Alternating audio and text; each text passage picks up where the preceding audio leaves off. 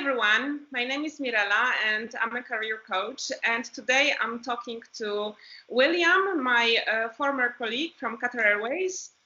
William is from Egypt, but I find his story very inspirational because he used to fly for Qatarairways, then Emirates, then Polish lot, and right now he has his own business in Poland. But I would like you to listen to his story himself. So William, how are you? Hi, I'm good. How are you?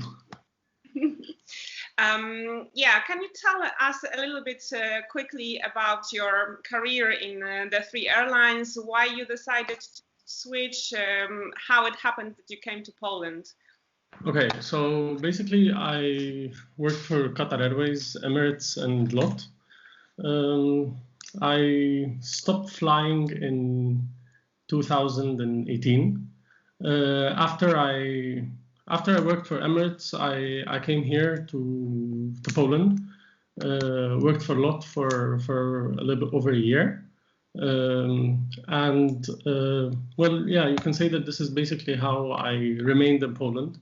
And after working for LOT for more than a little bit over a year, I decided to stop flying and open my own business. Mm-hmm. All right. Well, when you talk about it, it sounds like super easy thing. We just actually talked about, you know, how difficult it is to run business in Poland because there are so many rules and there are so many formalities, and basically you need to speak Polish. So you actually speak very good Polish. Yeah, from what I know, because we talked in Polish as well before. And yeah, that's why I think that, you know, your story is really great because you can actually prove that if you really want to get control of things, you can do it. And this is actually what people need right now after so many layoffs in so many different, you know, airlines, not only in the Middle East, but also here in Europe. You're actually the first person I'm talking to, and you can actually show that, yeah, if you really want something, it's possible, you can do it, but you need to put some effort in it. So before you started your own business, I know that you also worked for a company in Poland which recruits for aviation, right? Can you tell us? Yeah. Actually, I was a partner in the company. We used to recruit pilots mostly to Asia. A lot of Chinese airlines. We had a partner also in China that was dealing with that. And we recruited a few cabin crew to Saudi Arabia. Right. And yeah, to be honest, it's a very interesting business. It's also related to what I was doing, so I knew more or less what was happening. The issue with it was that, to be honest, the market here is very small. And when it comes to, I mean, the aviation market in Poland is very small. When it comes to recruitment, you need to have the right contacts in the right companies and know exactly who you're talking with. And that's why after a while it became unfeasible. But it was, I guess it was a very interesting learning experience. With the same partner, we had a business travel agency, and that's basically how I started understanding what it means to have a company here and what are the procedures and all that. He was Polish, so he was managing a lot of the actual paperwork, government issues.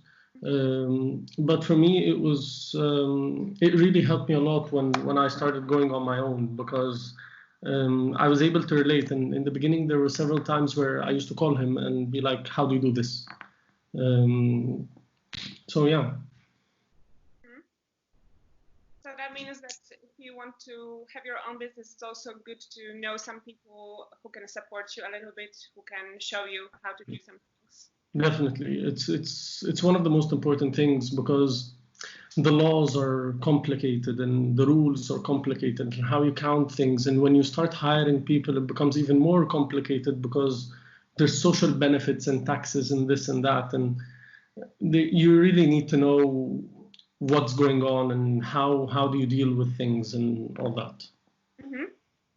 Definitely, yes. I can relate it to myself because, I'm self-employed. So for me, it's much easier. But still, there are things that you need to remember about. So I also have my own accountant because I could not do some of the things myself, or at least I don't want to risk it.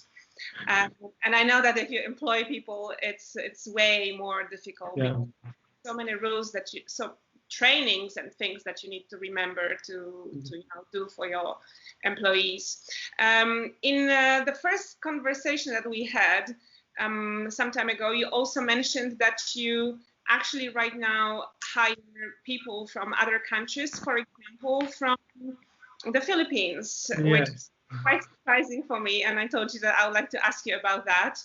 And also, I think we should mention that you have a transportation company.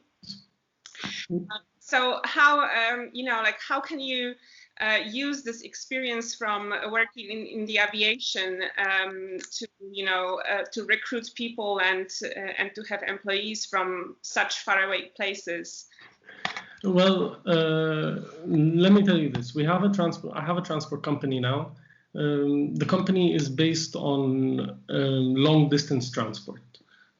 So we do all of Europe. We cover all of Europe, in addition to Morocco, Tunisia, Turkey, all that.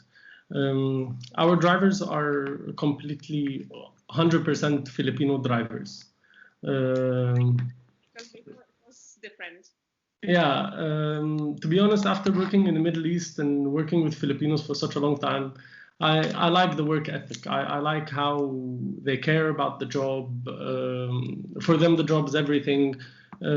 For us as a business, it's much more comfortable because we have the driver here for a year non-stop.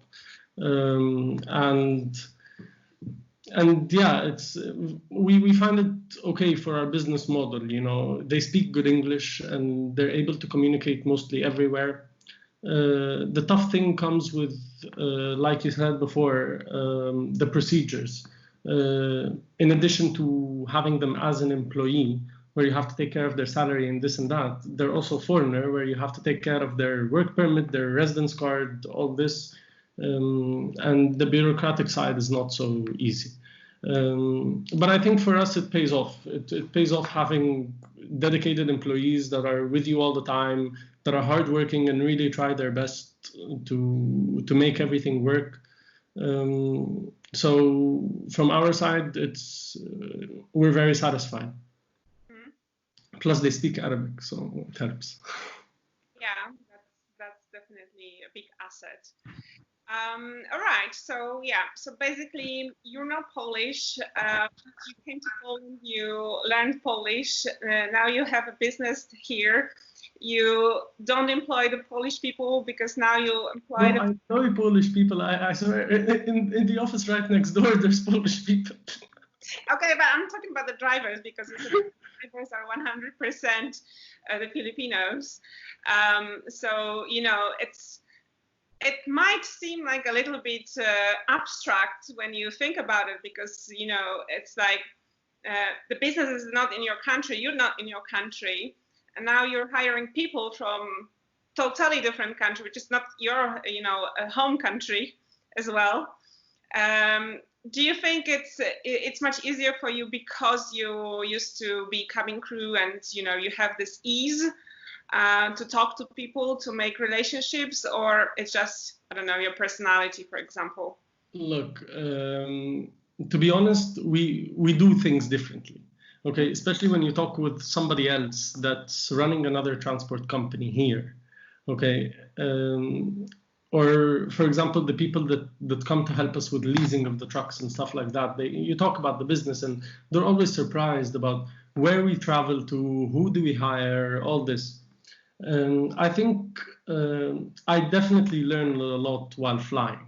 Okay, in order to employ a foreigner here, okay, you have to have an infrastructure that's not very easy. You have to have staff that speak English. You have to have your documents in English. You have to have everything for them. For the typical Polish person that has a transport company, this is not easy. From the other side, I think that having that type of people enables us to be able to go further than where the other companies go. It's easier to hire a Polish person, not have to deal with any of the paperwork, and do, transport Poland, Germany, and that's it. But it definitely takes a different character, which you do learn when you fly, and how to deal with all these people. And it also relates, and it helps you because you're able to set up this foundation that, based on that, you can hire such people.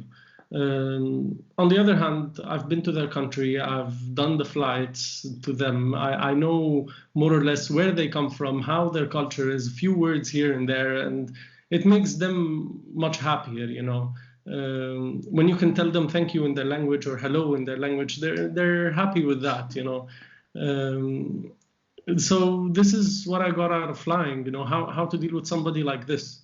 Okay, somebody, plus the fact that you're also a foreigner in a foreign country, they look up to you. They're like, yeah, they're happy that, it's not just another person that never traveled, never saw anything hiring them.